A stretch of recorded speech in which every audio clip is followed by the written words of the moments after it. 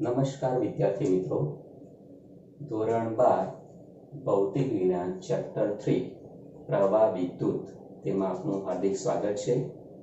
આ પ્રથમ ભાગમાં આપણે આજે ચેપ્ટર 3 જે છે એમાં પ્રવાહ વિદ્યુત શાસ્ત્ર એટલે કે વિદ્યુત પ્રવાહ અને તેની સાથે સંકળાયેલી ભૌતિક રાશિઓ જે છે એનો અભ્યાસ કરવાનો છે। JEE ની નીટની વાત કરીએ તો તેમાં ચેપ્ટર 3 એ આપણને યુનિટ નંબર 12 જે કહીએ છીએ તેની અંદર આવશે। અત્યારે બોર્ડની એક્ઝામ અને નીટ JEE ની એક્ઝામ ગુજકેટની જે કંઈ પ્રશ્ન આવતા હોય તેની સાથે સાથે જ આપણે બધી ચર્ચા કરીશું। શરૂઆત કરીએ પહેલા વિદ્યુત પ્રવાહ સમજવાનો। તો એમ કહે છે કે ભાઈ ગતિમાન વિદ્યુત ભારો હોય એ વિદ્યુત પ્રવાહ રચે, પણ પેલા વિદ્યુત ભાર તો હોવા જોઈએ કે નહીં? વિદ્યુત ભાર કેવી રીતના હોઈ શકે? કારણ કે સમગ્ર જે દ્રવ્ય છે એ તો તમે જાણો છો કે અણુ અને પરમાણુ બનેલું છે, અને અણુ પરમાણુની અંદર ન્યુક્લિયસ અને ઇલેક્ટ્રોન, તો ધન વીજભાર એટલો જ ઋણ વીજભાર, એટલે વિદ્યુતની દ્રષ્ટિએ તો તટસ્થ થઈ ગયા હોય છે। તો ધન વિદ્યુત ભાર અને ઋણ વિદ્યુત ભાર જો અલગ હોય, મુક્ત હોય અને મુક્ત રીતે પાછા હરીફરી શકતા હોય, ગતિ કરી શકતા હોય તો જ પ્રવાહ નિર્માણ થઈ શકે। કુદરતમાં ડાયરેક્ટ વિદ્યુત પ્રવાહ રચવા માટે આયનોસ્ફિયર, પૃથ્વીના વાતાવરણમાં સૌથી ઉપરનું સ્તર જે છે તે આયનોસ્ફિયર કહેવાય। તેની અંદર ધન આયન અને ઇલેક્ટ્રોન મુક્ત રીતે ફરી શકે છે અને અસ્તવ્યસ્ત ગતિ કરી શકે છે, તો તે આગળ મુક્ત વીજભારો આપણને મળી શકે। બીજું, વ્યવહારમાં આપણે પાણીની અંદર યોગ્ય એસિડ, બેઝ કે ક્ષાર ઉમેરીએ ત્યારે તેમાં આયનીકરણ થઈને ધન આયન અને ઋણ આયન ઉત્પન્ન થાય છે, તો એ પણ તમને મુક્ત એવા વીજભારો મળે, તેના કારણે વિદ્યુત પ્રવાહ રચી શકાય। એ સિવાય કુદરતમાં ધાતુ પદાર્થો છે એની અંદર ધન આયનોની વચ્ચે સતત અસ્તવ્યસ્ત ગતિ કરતા એવા મુક્ત ઇલેક્ટ્રોન હોય છે, વેલેન્સ ઇલેક્ટ્રોન હોય છે, અને એને આપણે વિદ્યુત ભાર મુક્ત ગણાવી અને ગતિ કરતા હોય તો તે પ્રવાહ રચી શકે। ટૂંકમાં ગતિમાન વિદ્યુત ભાર પ્રવાહ રચી શકે। તો આપણે પ્રવાહનું નિર્માણ પહેલા સમજીએ અને પછીનું સૂત્ર વગેરે છે તે સમજીએ। ધારો કે આ વિસ્તારમાં આયનોસ્ફિયરમાં કે કોઈ પણ જગ્યાએ વિદ્યુત ભારો છે તે મુક્ત છે ગતિ કરવા માટે, પ્લસ વીજભારો છે, માઇનસ વીજભારો છે, plus minus plus minus plus minus plus minus, આવા ઘણા બધા વીજભારો અહીંયા છે, અને અસ્તવ્યસ્ત ગમે તેમ ગતિ કરી શકવા માટે તેઓ મુક્ત છે। તો આવા વિસ્તારમાં આપણે વિદ્યુતભારનું જે વહન થાય છે, આ વિદ્યુતભારના વહનની દિશા છે, બંને બાજુ જઈ શકે છે। વિદ્યુત ભારના વહન જે છે એ વહનની દિશા, બંને સાઈડે વિદ્યુત ભારો, ધન વીજભારો અને ઋણ વીજભારો બંને ગતિ કરી રહ્યા છે। તો આ વિદ્યુત ભારના વહનની દિશાને લંબ એવું નાનું એક આપણે ક્ષેત્રફળ વાળું પૃષ્ઠ લઈએ છીએ। ફરીવાર સમજવા જેવું છે, વિદ્યુત ભારો ગતિ કરી રહ્યા છે, ધન વિદ્યુત ભારો, ઋણ વિદ્યુત ભારો, ધન વિદ્યુત ભારો, ઋણ વિદ્યુત ભારો, ધન વિદ્યુત ભારો, ઋણ વિદ્યુત ભારો, આમ બંને દિશામાં આગળ પાછળ દિશામાં ગતિ કરી રહ્યા છે। તો એ ગતિની દિશાને લંબ દિશામાં આપણે નાનું એવું ક્ષેત્રફળ વાળું પૃષ્ઠ જે છે તે ધ્યાનમાં લીધું। હવે આ વિદ્યુત ભારો જે ગતિ કરી રહ્યા છે એમાંથી ધારો કે આ દિશા જે જમણી બાજુ છે ને આપણે આગળની દિશા ગણાવીએ, આગળની દિશા, અને એનાથી વિરુદ્ધ જે છે એને પાછળની દિશા ગણાવીએ। તો આ ક્ષેત્રફળ પૃષ્ઠ જે છે એ પૃષ્ઠમાંથી ધન વિદ્યુત ભારો આગળની દિશામાં જાય છે ને પાછળની દિશામાં જાય છે, પણ એમ કે છે કે ભઈ આગળની દિશામાં જતો પરિણામી ધન વિદ્યુત ભાર આગળની દિશામાં જતો પરિણામી ધન વિદ્યુત ભાર ધારો કે Q+ છે, કેટલા સમયમાં? તો t જેટલા સમયમાં। આ સમયગાળો ચોક્કસ, કારણ કે સમય જેમ વધારે તેમ સંખ્યા વધારે ને ઓછી હોઈ શકે, તો આ ટી જેટલો સમયગાળો જે છે તે સમયમાં આગળની દિશામાં જતો પરિણામી ધન વિદ્યુતભાર, જેમાં આગળની દિશામાં જતો ધન વિદ્યુતભારમાંથી પાછળની દિશામાં જતો ધન વિદ્યુતભારને બાદ કર્યા પછી જે ધન વિદ્યુતભાર આવે તે Q+ જેટલો છે. એ જ રીતે ઋણ વીજભારો પણ ગતિ કરે છે આગળની દિશામાં અને પાછળની દિશામાં. તો એમાં પણ આગળની દિશામાં જતો પરિણામી એવો ઋણ વિદ્યુતભાર જે છે, આગળની દિશામાં જતા ઋણ વિદ્યુતભારમાંથી પાછળની દિશામાં જતો ઋણ વિદ્યુતભાર બાદ કરવાને કારણે પરિણામી આગળની દિશામાં જતો ઋણ વિદ્યુતભાર છે. તો આગળની દિશામાં ટી સમયગાળામાં આગળની દિશામાં જતો પરિણામી વિદ્યુતભાર કેટલો? તો પરિણામી વિદ્યુતભાર Q is equal to Q plus minus Q minus.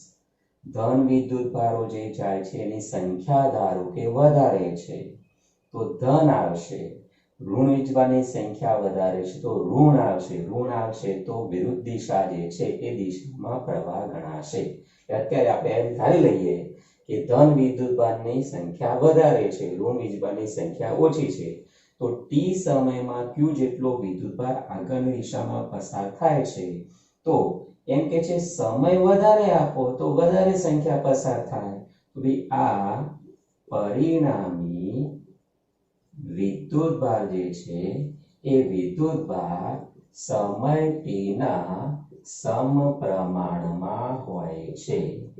માટે જે વિદ્યુતભાર પસાર થાય છે તે અને સમયનો ગુણોત્તર અચળ રહે છે. માટે Q/T ગુણોત્તર જે છે એ ગુણોત્તર અચળ રહે છે, જેને વિદ્યુત પ્રવાહ તરીકે ઓળખવામાં આવે છે.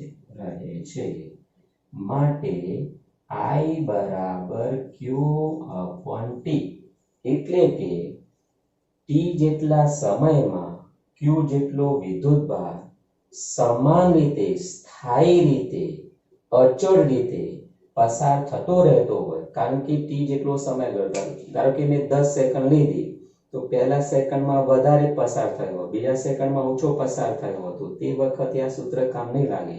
એ સ્થાયી વિદ્યુતભારનું વહન હોય ત્યારે આ વિદ્યુત પ્રવાહ જે છે તેને Q/T સૂત્ર વડે દર્શાવી શકાય. એના પરથી પછી વ્યાખ્યા કરી શકાય. વ્યાખ્યા બુકમાં આપી નથી પણ આની વ્યાખ્યા આ પ્રકારે કરી શકાય કે બીજો સ્થાયી વિદ્યુત ભારનું વહન થતું હોય તો એકમ સમયમાં આપેલા ક્ષેત્રફળમાંથી પસાર થતા વિદ્યુત ભારના જથ્થાને વિદ્યુત પ્રવાહ કહે છે. વિદ્યુત પ્રવાહ I કહે છે. એ સ્થાયી વિદ્યુત વહન થતું હોય વિદ્યુતભારનું ત્યારે વિદ્યુત પ્રવાહનું આ સૂત્ર અને એની વ્યાખ્યા એપ્લાય કરી શકાય. પણ સમય સાથે જો બદલાવ થતો રહેતો હોય તો ધારો કે ટી સમય છે, ટી સમયે કયો વિદ્યુતભાર, ટી સમયે કયો વિદ્યુતભાર પસાર થયો, ટી પ્લસ ડેલ્ટા ટી સમયે Q પ્લસ ડેલ્ટા Q જેટલો વિદ્યુતભાર પસાર થયો. તો ભાઈ ડેલ્ટા ટી સમયગાળામાં ડેલ્ટા Q જેટલો વિદ્યુતભારનો જથ્થો પસાર થતો હોય તો ડેલ્ટા ટી સમયગાળામાં સરેરાશ પ્રવાહ વ્યાખ્યાયિત કરી શકાય. ડેલ્ટા ટી સમયગાળામાં સરેરાશ વિદ્યુત પ્રવાહ I average is equal to delta Q upon delta T. આવું સૂત્ર આપણે મેળવી શકીએ.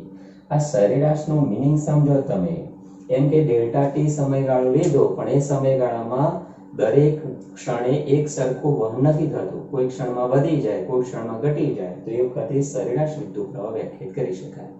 વળી એમાં સમયગાળો અત્યંત સૂક્ષ્મ લઈએ તો એ સમયગાળો સૂક્ષ્મ લઈએ તો તે ટી ક્ષણનો તત્કાલીન પ્રવાહ બની જાય, જે ધોરણ 11 માં આવતું હતું એ પ્રમાણે ઉપરના સૂત્રમાં limit delta T tends to 0 લઈએ તો તે આપણને જે જવાબ આપે છે તે તત્કાલીન એટલે ટી ક્ષણે પ્રવાહ, તત્કાલીન પ્રવાહ dq upon dt, એટલે કે વિદ્યુતભાર જે સમય સાથે જથ્થો બદલાયા કરે છે તેનું સમયની સાપેક્ષે વિકલન કરવાથી જે તે ક્ષણ જાણવું હોય, ક્ષણની કિંમત મૂકો તમે એટલે તત્કાલીન પ્રવાહ મળી જાય.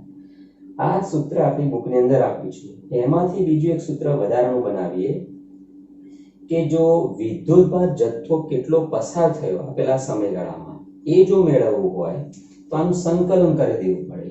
એટલે કે t1 થી t2 જેટલા સમયગાળામાં કેટલો વિદ્યુતભારનો જથ્થો પસાર થયો તે જો ગણવું હોય તો તે માટે શું કરવું જોઈએ? તો આપેલ જે ઇક્વેશન 3 છે એમાં બંને બાજુ સંકલન કરીએ તો પસાર થયેલો વિદ્યુતભારનો જથ્થો સંકલન t1 થી t2 idt, જેમાં પ્રવાહ એ સમયનો વિધેય હોય છે. ઇક્વેશન નંબર આને 4 ગણાવીએ. આ વિદ્યુત પ્રવાહ તેનો એકમની વાત કરીએ તો એકમ SI એકમની વાત કરીએ તો એમ્પિયર છે, જે આપણે ધોરણ 11 માં આવતું. SI એકમ એમ્પિયર વૈજ્ઞાનિકના માનમાં છે, જેને કેપિટલ સંકેત વડે દર્શાવે છે. બીજો એકમ બને કુલમ પ્રતિ સેકન્ડ. કુલમ પ્રતિ સેકન્ડ. વળી પારિમાણિક સૂત્ર તો A1 m0 l0 t0 A1 થશે. હવે આગળ વાત કરીએ કે ભાઈ પ્રવાહ જે છે એમ્પિયરમાં કહીએ તો પણ કેવો હોય? તો ભાઈ વ્યવહારમાં જે હોય તો અમુક એમ્પિયર, જેમ કે આપણે ડોમેસ્ટિક લાઈન છે, ઘરમાં જે વિદ્યુત પ્રવાહ આવી રહ્યો છે થાંભલા પરથી, એ 15 એમ્પિયરની આસપાસનો હોય છે. પરંતુ મેઘગર્જના વખતે જે વીજળી થાય અને એમાં જે વિદ્યુત પ્રવાહ વાદળથી પૃથ્વી તરફ વહે એ 10,000 એમ્પિયરના ક્રમનો હોય છે. આપણા મગજની અંદર ઉર્મી વેગનું વહન થાય છે, પણ વિદ્યુત પ્રવાહ રચાતો હોય છે માઇક્રો એમ્પિયરના ક્રમનો હોય છે. એટલે આપણા શરીરની અંદરનો પ્રવાહ માઇક્રો એમ્પિયરના ક્રમનો, વીજળી વખતનો 10,000 એમ્પિયરના ક્રમનો અને વ્યવહારમાં એમ્પિયરના ક્રમના પ્રવાહો છે તે રચાતા હોય છે. હવે આ જે આપણે સૂત્ર મેળવ્યા એ સૂત્ર પર આધારિત નાના જે પ્રશ્નો પૂછાવાની શક્યતાઓ છે લઈએ. એ સિવાય આમાંથી બીજા સૂત્રો આપણે બનાવવા પડશે, જે તમારે ગુજકેટની પરીક્ષા માટે અને બોર્ડની પરીક્ષા માટે તથા નીટ JEE પરીક્ષા માટે પણ જરૂરી છે. એ સૂત્ર જે છે તે કોઈ જગ્યાએ આપણને આપેલા હોતા નથી, આપણે બનાવવા પડે. જેમ કે પરમાણુની અંદર ન્યુક્લિયસની આસપાસ ઇલેક્ટ્રોન સતત બે પ્રકારની ગતિ કરે છે, પરિભ્રમણ અને ધરીભ્રમણ. તો પરમાણુ જે છે એ પરમાણુમાં ઇલેક્ટ્રોનના પરિભ્રમણ જે છે ન્યુક્લિયસની આસપાસ એ પરિભ્રમણ, તો પરિભ્રમણને લીધે રચાતો વિદ્યુત પ્રવાહ જો મેળવવો હોય તો ધારો કે ન્યુક્લિયસની આસપાસ ઇલેક્ટ્રોન એક પરિભ્રમણ પૂર્ણ કરવા માટે આવર્તકાળ જેટલો સમય કેપિટલ T જેટલો સમય લે છે, તો તે વખતે રચાતો પ્રવાહ I વિદ્યુતભાર Q તરીકે E અને સમય કેપિટલ T એટલે એક પરિભ્રમણ પૂર્ણ કરવા માટે લાગતો સમય છે, આવર્તકાળ જેને કહેવાય. આમાંથી બીજું સૂત્ર બનાવી શકાય 1/T એટલે આવૃત્તિ, એકમ સમયમાં થતા પરિભ્રમણની સંખ્યા એટલે A * F સૂત્ર બની જાય. વળી આવૃત્તિ ને કોણીય આવૃત્તિ વચ્ચે સંબંધ તમે જાણો છો, ઓમેગા = 2πf. તો આનો જો ઉપયોગ કરીએ તો f ને બદલે લખાશે ω/2π. વળી રેખીય વેગ અને કોણીય વેગ વચ્ચેનો સંબંધ તમે જાણો છો. જો આના વર્તુળ માર્ગની ત્રિજ્યા r હોય, કોણીય વેગ ઓમેગા છે, તો રેખીય વેગ તો v = ωr. V is equal to omega, therefore omega is equal to V upon R. તો બીજું સૂત્ર બનશે I is equal to E V upon 2 pi R. આમ પરમાણુની અંદર ઇલેક્ટ્રોનના પરિભ્રમણને લીધે રચાતો વિદ્યુત પ્રવાહ મેળવવો હોય એ માટેના સૂત્ર આપણે વિકસાવવા પડે. એ જ પ્રમાણે ધારો કે કોઈ પૃષ્ઠ ઉપર વિદ્યુતભાર પથરાયેલો છે અને પૃષ્ઠને આપણે પરિભ્રમણ આપીએ છીએ, ગતિ કરાવીએ છીએ, તો એ વિદ્યુતભાર જે છે પૃષ્ઠ ગતિ કરે, વિદ્યુતભાર ગતિમાં આવે, તેના કારણે પણ પ્રવાહો રચાઈ શકે. તો તમારે મુખ્ય વસ્તુ એ લેવાની છે કે વીજભાર અને ગતિ કરતો હોય એ દરમિયાન જે સમય છે તો વિદ્યુતભાર ભાગ્યા સમય, પછી આવૃત્તિના સ્વરૂપમાં હોઈ શકે, કોણીય આવૃત્તિના સ્વરૂપમાં હોઈ શકે, આવર્તના સ્વરૂપમાં હોઈ શકે, તેના પરથી પ્રવાહ જે છે તે મેળવી શકાય. અને આને લગતા કેટલાક ગણતરીવાળા પ્રશ્નો પણ હોઈ શકે. હવે આ અચળ પ્રવાહ જે છે એમાં તો સાદું સિમ્પલ આપણે ગણતરી કરી કે ભાઈ કેટલો સમય આપ્યો છે, કેટલો વિદ્યુતભારનો જથ્થો આપ્યો છે, એના પરથી પ્રવાહ મેળવી શકીએ. પણ આમાં પણ ક્યારે ચેપ્ટર નંબર 1 જેમાં ક્વોન્ટમીકરણ આવતું, એ ક્વોન્ટમીકરણનો ઉપયોગ કરીને પ્રશ્ન બનાવે છે. Q is equal to NE upon T. અને આના લગતા પ્રશ્નો તમને પૂછી